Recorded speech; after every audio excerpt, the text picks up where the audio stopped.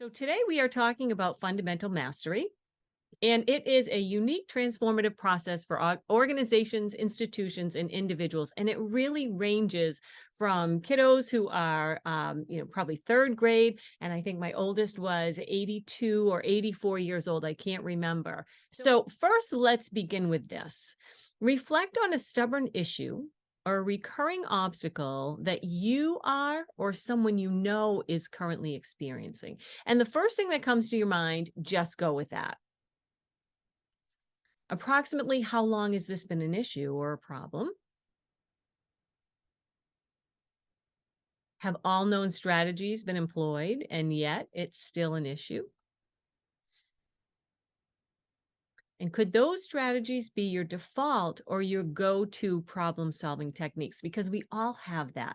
We all have that issue where we know what we do and this is how we do it. And when something comes into play, we go into play with our default patterns. So I want you to keep this stubborn issue or this recurring obstacle in mind as we go through the rest of it today. To this SASSY process. And the SASSY process is really one of the foundations of fundamental mastery. And fundamental mastery is that 7-step process with 2 additional components. And we'll talk more about those later. So self-reflection, it really is about us really digging in deep to where you're at right now and some of the issues that you're having and really seeing what you've done, reviewing where you want to go. And we're hoping to gain awareness with that. And we have a couple of exercises that we do in order to get there, including what's called a pause for 2 exercise, which is really, really what gets to the core of the issue. From there, once we have a better idea of what we're looking at, what we're dealing with, we go into the alignment and we align our actions. So we want to be sure that whatever it is that we want to attain, maximize potential or attain a goal, we want to create the actions that align with it. And of course, when you create any new actions, because what you've done probably hasn't been working thus far, you automatically have your default methods that you go back to. So we need to create support for you. And so we identify different ways of support. And even those who are like, I like to do things on my own, there are other ways. We can do people, yes, but we can also do practices and places and schedules and routines and all of that good stuff. After we've got that in place, we look for signs and signals. Is it going well? Is it not going well? Do we need to pivot? Is it different than what we thought, but we're liking it? And that's when we evaluate. And we don't save evaluation for just the end. We have evaluative checkpoints along the way. We have target dates that we put in with our action plan. And so that is where you can really see how's it going. And you can redirect at that point as needed. The 2 additional key components that I think are so important with them are 1, the targeted area of priority. And what we do with that is a lot of times people will come in and they'll say, everything's a mess. My whole life is a mess, or my whole business is a mess, or whatever it may be that they're coming in for. And so what we do is we identify a targeted area of priority, and we do that with some type of a balance wheel. And this is an example of the business balance wheel. So we create all these sectors, and this is nothing new. You've probably seen something like this before. And we put in the concepts for business that are probably seen most, or for the life, the life balance wheel, those parts of your life that are probably important to you. And I also have one for a nutrition balance wheel. So whenever somebody's coming in with some weight issues or some health issues, we can look at that as well. So it's really a versatile piece that we can use. So beyond the steps, so what we have is we have the steps, we have the 2 additional components, and we know why it might be a good, option for you. But I also want you to see that there's a lot more to it than just going through those pieces. And we get beyond the steps because we look at how is adversity viewed by you. Do you look at things that maybe seem to go wrong as a lesson or a lesion? And those 2 words are really close together. They're differed by 1 letter, but it's really a different outcome. If you choose to view it as a lesson, that is an opportunity for growth. And if you view it as a lesion, that could possibly bring on more of a wound, more bitterness, more stagnation. So we look at that, and there's no judgment. We just look at how you're viewing it, and we bring it into awareness so you can change it or you can keep it. Finally, raising more self-awareness. And again, there's so much more to this, but I just wanted to kind of hit upon in these 30 minutes the fundamental mastery alignment assessment. Very, very simple assessment, but it is powerful with the results, because what it does is it allows you to really become aware of who you are, so that we don't fit you in a box and you don't have to stay there forever. But we've got to give you a jumping off point based on your strengths. And then we can shift over later. But if you're coming to a fundamental mastery session, you're already struggling with something. So let's set you up for success first. And what I find with this is that when people take this, and it helps you, know how to attain and retain information, your best work environments, as well as how you best can be evaluated.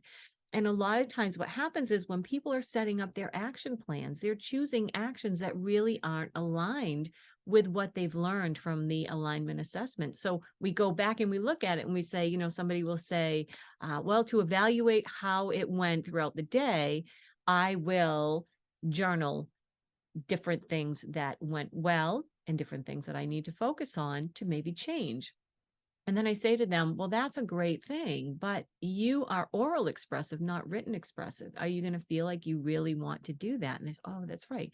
How about we get your phone at the end of the day and you journal by orally speaking into your voice record? And that will allow them to sort of, keep that success, and in a way that they are comfortable doing it. The other piece, though, that I want to say is we don't keep you there.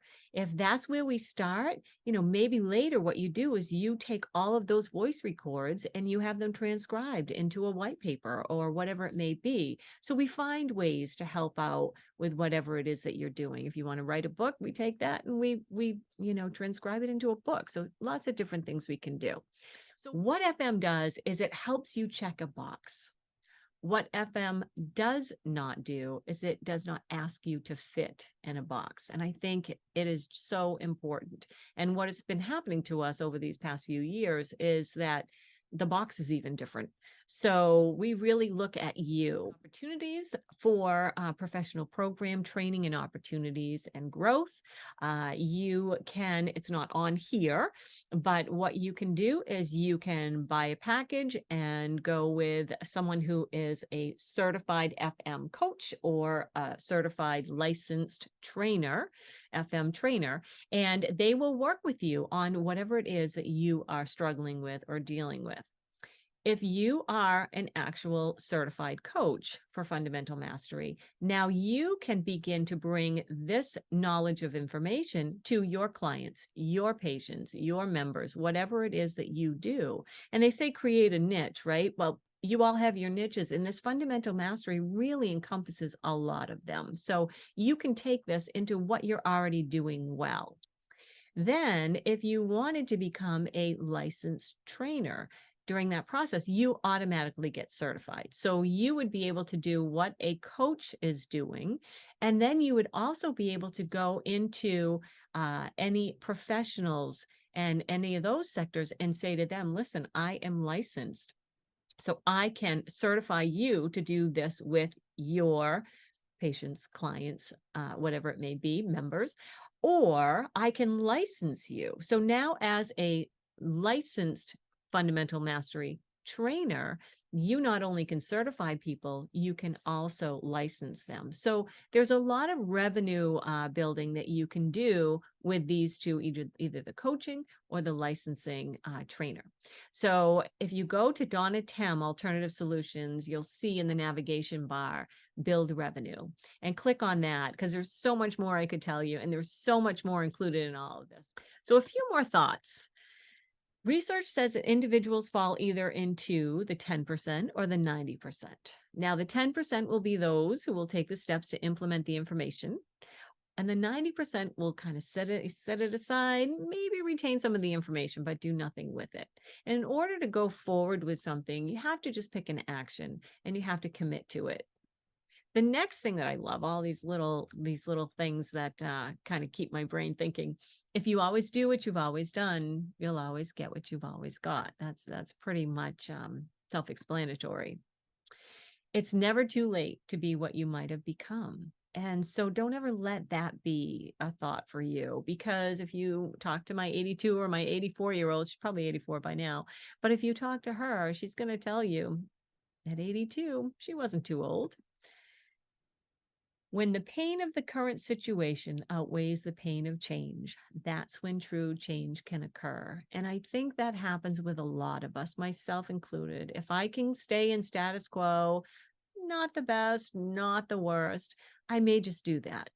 But when the current situation is like, I can't take it anymore, this is too much, it's beyond me, I don't want to deal with this one more minute, that's when you can really say, okay, let's make some changes.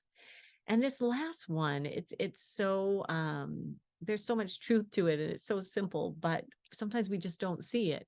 If the tracks lead to the last place and the train is on the tracks, where will the train go? There can only be one answer. It just goes to the same place where you've been going. So you either need to find in the train, you need to get off that track and find a different track.